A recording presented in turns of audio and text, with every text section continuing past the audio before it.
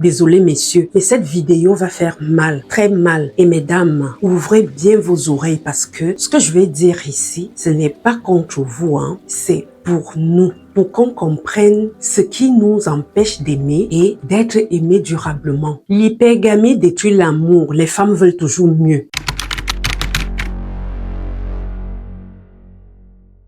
L'hypergamie, c'est cette tendance naturelle qu'ont les femmes à vouloir un homme meilleur qu'elles. Meilleur en quoi? En statut, en revenu, en intelligence, en prestance, en influence et en pouvoir. Et le problème, c'est qu'aujourd'hui, ce besoin d'un homme meilleur est devenu une obsession, une prison mentale. L'hypergamie, à la base, ce n'est pas une insulte, hein? C'est un instinct biologique même. Une femme veut instinctivement protéger sa descendance avec un homme qui a plus de ressources, plus de puissance. Mais dans un monde moderne où les femmes gagnent mieux leur vie, ont des diplômes, ont accès à l'indépendance, cette hypergamie n'a pas disparu. Elle s'est même renforcée. Résultat, on a des femmes de 35 ans, intelligentes, belles, stables, qui refusent d'aimer un homme moyen et elles finissent seules.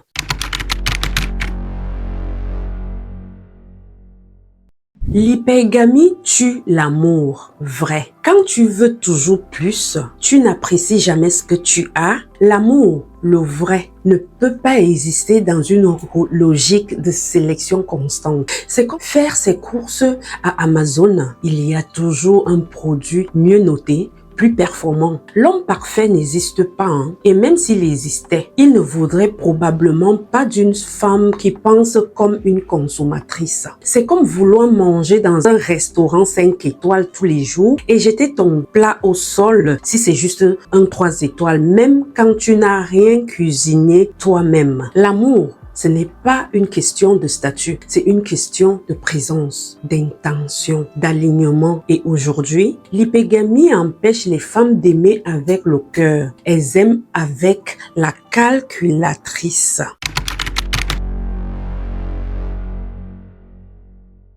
Des cas concrets. Viens pas me parler si tu touches pas 10 000 euros. Au moins 8 000. Au minimum 10 000. Mais toi, qu'est-ce que tu offres qui vaut 10 000? Ton amour est-il si rare, si solide, si fidèle qu'on devrait investir 10 millions avant même de te goûter?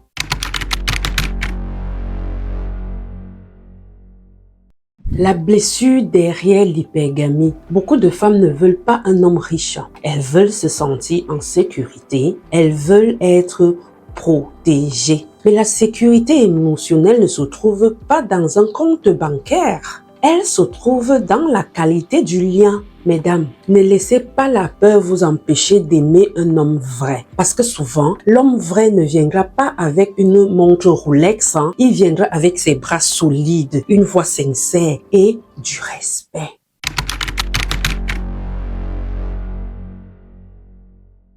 Comment retrouver l'amour authentique?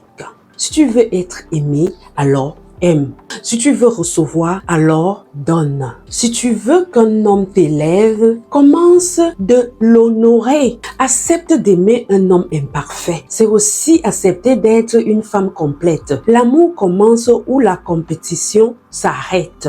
Messieurs, ne culpabilisez pas si vous ne gagnez pas 10 000. Travaillez, grandissez, mais ne cherchez pas à être parfait. Cherchez à être vrai.